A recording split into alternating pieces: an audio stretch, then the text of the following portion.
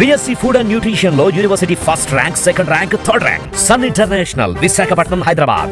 ఆంధ్రప్రదేశ్ లో ఆడపిల్లలకి రక్షణ గురించి ఆలోచిస్తే చాలా బాధాకరంగా ఉంది. ఎందుకంటే ఎక్కడ చూసినా రేపులు, మర్డర్లు అండ్ ఆడపిల్లల కాలేజీ బాత్రూమ్స్లో హిడెన్ కెమెరాలు పెట్టి ఏ విధంగా పైశాచిక ఆనందం పొందుతున్నారో మనం చూస్తున్నాం. ఈరోజు నేరస్తులకి ఇంత ధైర్యం వచ్చింది అంటే దానికి ఈ ప్రభుత్వం సిగ్గుపడాలి. ఎందుకంటే గతంలో జగన్మోహన్ రెడ్డి గారి ప్రభుత్వంలో ఒక తప్పు జరగాలి అంటే ఎంత భయం ఉండేదో మీకు అందరికీ తెలుసు. సో ఎవరైనా కూడా దిశ యాప్ని యూజ్ చేయకుండా ఏదైనా అఘాయిత్యానికి అమ్మాయి లోబడితే 24 గంటల లోపల నేరస్తుల్ని అరెస్ట్ చేసి వారిని శిక్షించే విధంగా చట్టాలని కఠినతరం చేశారు. కాబట్టి ఆ రోజుల్లో ముచ్చుమరి లాంటి ఘటనలు జరగటం అనేది మనం చూసుండం. నిజంగా చాలా బాధాకరం. ఒక 9 ఏళ్ల అమ్మాయిని రేప్ చేసి చంపేసి ముక్కలు చేసేశారు. 60 రోజులు అవుతున్న అమ్మాయి శవాన్ని కూడా ఇంతవరకు తీసుకురాలేకపోయారు. అసలు ఆ కుటుంబాన్ని పరామర్శించడానికి సీఎం గారు కానీ హోంమంత్రి గారు కానీ వెళ్ళలేదు అంటే కారణం ఏంటో నాకైతే అర్థం కాలేదు. ఎందుకంటే మదనపల్లిలో ఫైల్స్ దగ్ధమయ్యాయి అనగానే డీజీపీ గారిని స్పెషల్ ఫ్లైట్లో పంపించిన వాళ్ళు ఎందుకు ముచ్చుమరికి స్పెషల్ ఫ్లైట్లో డీజీపీ గారిని కానీ లేదా సంబంధిత మంత్రి గారిని ఎందుకు పంపించలేదు నాకు అర్థం కాలేదు. అలాగే నిన్న పేపర్లో చూశాను, గుడ్లవల్లేరు కాలేజీలో బాత్రూమ్స్లో హిడెన్ కెమెరాలు పెట్టారని పిల్లలు వచ్చి ఆడపిల్లలు చెప్తే అసలు అక్కడ ఏం జరగలేదని ఎస్పీ గారు చెప్పడం చాలా దురదృష్టకరం.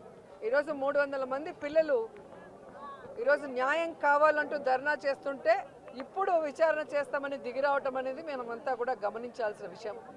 అలాగే ఈ ప్రభుత్వం వచ్చిన తర్వాత మీరు చూస్తే ర్యాగింగ్ భూతం ఎలా ఎక్కువైందో మనం కళ్ళారా చూస్తున్నాం. నారాయణ కాలేజీలో మెడికల్ విద్యార్థినిని ర్యాగింగ్ చేసి చంపేశారు. అలాగే కలికిరిలో జేఎన్టీయూలో విద్యార్థి ర్యాగింగ్ చేయడం వల్ల ఎలా ఆత్మహత్య చేసుకుందో గమనించాం. అంటే గత 5 సంవత్సరాలు లేని ర్యాగింగ్ భూతం మళ్ళీ ఈ ప్రభుత్వం వచ్చాక ఎలా పిల్లల ప్రాణాలు తీస్తుందో మనం గమనించాల్సిన విషయం.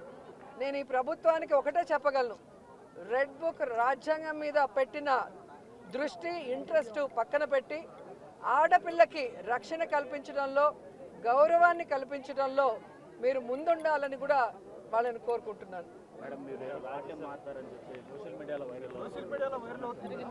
మాట్లాడిన తర్వాత అలా అంటే ఎట్లాగా?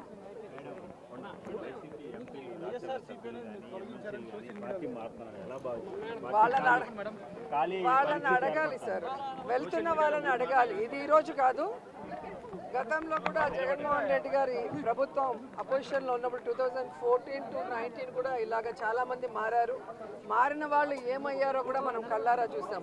సో ప్రజల చేత ఒక పార్టీ సిద్ధాంతాలు నచ్చి ఎన్నుకోబడిన పార్టీ సిద్ధాంతాలు నచ్చి ఎన్నుకోబడిన వాళ్ళు, పార్టీ నియమించిన వాళ్ళు ఈరోజు వెళ్ళిపోతుంటే వాళ్ళు ఆలోచించుకోవాలి వాళ్ళు చేస్తుంది కరెక్టా తప్ప అనేది. సో దీనివల్ల జగనన్నకో వైఎస్ఆర్సీపీ పార్టీకో ఎటువంటి నష్టం ఉండదు. ఎందుకంటే ఎప్పుడూ కూడా పార్టీకి ద్రోహం చేసి వెళ్ళిన వాళ్ళని ఎవరూ కూడా గౌరవించరు, క్షమించరు.